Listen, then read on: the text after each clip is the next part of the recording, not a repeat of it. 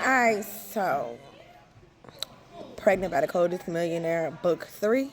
We left off with Ty and Walker being shot. So let's go at it from Walker's perspective on everything that happened, from him arriving at the gym with Noxie until the shooting. So Walker, it opens up with Walker opens up to Win and Wave about his redo date, right? And because they were in the locker room before the game. The teams are sharing the same locker room. And Ty's team is in there as well as Walker's team. So Ty taunts him about Noxie, which, why you do that, Ty? Like, just childish. You know what I'm saying? So they get into an argument, and the teams decide they would make both of them team competent to defuse the beef. I don't know why they thought that was going to work, but okay. You know what I'm saying? So then the first half of the game, Walker and his team was just like missing shots left and right. And Ty was just showing off. And he was just so focused on Noxie, you know what I'm saying, the situation with Noxie, that his head was not in the game, you know what I'm saying, at all. So during the second half, they got their shit together. And they came back. And that's what ended up pissing Ty off, because Ty tried to say that he fouled him when he didn't. You know what I'm saying? So I could, just take that shit, whatever. And Ty was like, well, you weren't talking this tough shit when you was in the locker room crying over your girl, whatever. Like petty high school shit, you know what I'm saying? So they just going at it. So then Ty swung on Walker first, whatever. So they started fighting in the midst. Big Al. So I don't know if y'all remember Big Al or not, but on book 1, when Walker was running and he ended up going to the food place and how he met Noxie, Big Al and his people was chasing him in a car. You know what I'm saying? So Wave had pissed Big Al off a while ago, and that's the reason why Big Al was even at any of the Wild Boys in the first place. So he took this as an opportunity to fire on Walker. He hit him in the head and hit Ty in the side. Like, headshot, babes. I'm like, why? Why? Like, you cannot, at book 3, when there's 2 more books to go after this, be giving him headshots. You know what I'm saying? Like, no. So during the shooting, the cheer dolls and the other competing teams were escorted to the locker room for safety. Walker and Ty, up until this point, Noxie didn't know nothing about their friendship. Didn't know that they even knew each other. Well, not friendship, because they weren't really friends. They were just associates. And at that point, she felt bad. She felt like they were fighting over her to a point. And that the heiresses were the wives of the hood billionaires, and the hood billionaires were security for the Wild Boys. See how it comes full circle, right? So they were helping, the hood billionaires were helping everyone get to safety and stay safe. So the Pixies, which are the young dancers that her mom and Ty's mom was taking care of and teaching or whatever, they were also there. And in the process of all this happening, Noxie has flashbacks about Walker proposing to her. Look at this memory coming back, you know what I'm saying? So they were taken to the hospital after a couple of hours to check on Ty and Walker once the scene was safe to leave, and they were escorted by the hood billionaires. Big Al was arrested, and the hood billionaires told Wave that him dropping dead was inevitable. Like, bro ain't gonna make it to lock up. Okay, don't worry about it. We got you. You know what I'm saying? So Walker, Wolf, and Wave had fucked up Big Al and his cousins. That's how the beef started, you know what I'm saying? So once at the hospital, Wish tried to talk to Anika, but Wade wasn't having it, because Wish is like a whole nother hoe, and Anika just wants her a wild boy, you know what I'm saying? And Wade felt like, I don't want Soul to be mad at me for allowing you to mess with this nigga. So no, you know what I'm saying? And he felt like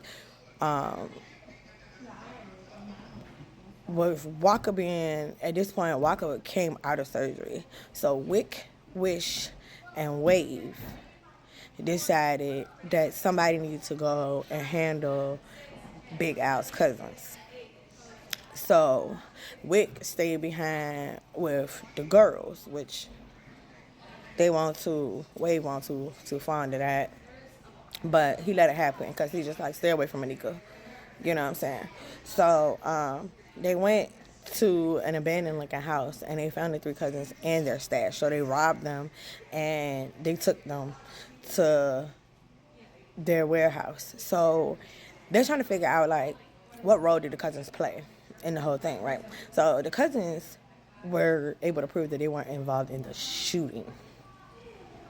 But they rode with Big Al to the event. You know what I'm saying? And they had Big Al's back the entire time. And video proved that. So one was the getaway driver. And that sealed their fate. So at this time, Walker and Ty are both in a coma.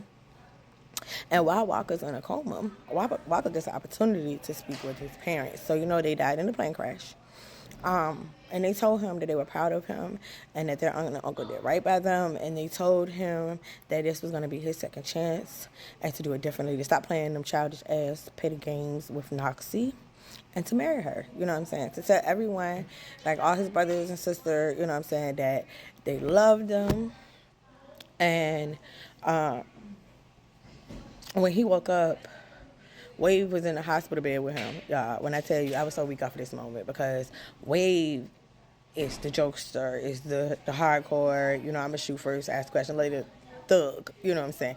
And he told his brother, like, yeah, if you laid up, I'm laid up. Like, we in this bed together, like, you know what I'm saying? Like, fuck what you heard, nigga, So, he finds out that he's been out for 2 days, and he wanted to surprise Noxie.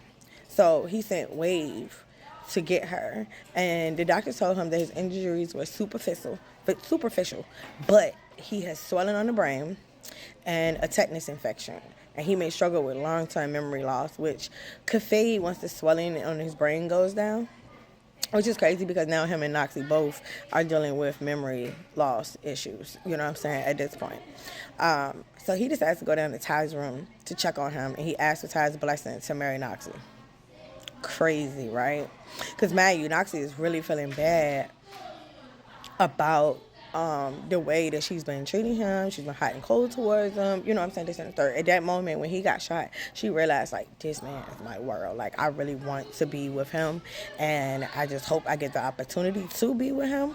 Like, I want him to wake up, and I want him to be fine, or whatever. So,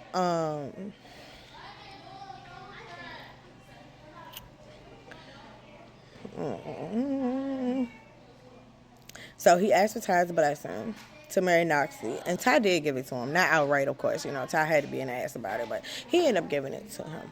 And then while he's in there, the cops enter to come question him and Wave about what happened. Him and Walker about what happened.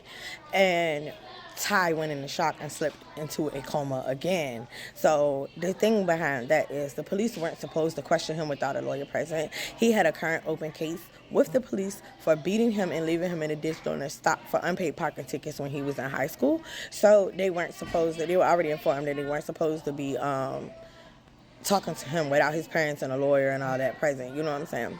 So Wave got Noxie, and he urged her to dress nice to go see Walker, telling her that if she dressed sexy, he might wake up out this coma. Yeah, we all know that Wave was already awake, y'all. You know what I'm saying? So when she is finished, she gets to the hospital, and Walker's acting like he's still in this coma. Childish, but it's cute at the same time at this point because he ain't being petty this time. You know what I'm saying? So Noxie poured her heart out. Like, homegirls laying it all on the line for him. And once she finished, he opened his eyes and he proposed to her, and she accepted. Then she told him, she was like, wait a minute. How you in a coma with a ring under your pillow? Like, how did you pull that off? You know what I'm saying? So see you on part 2.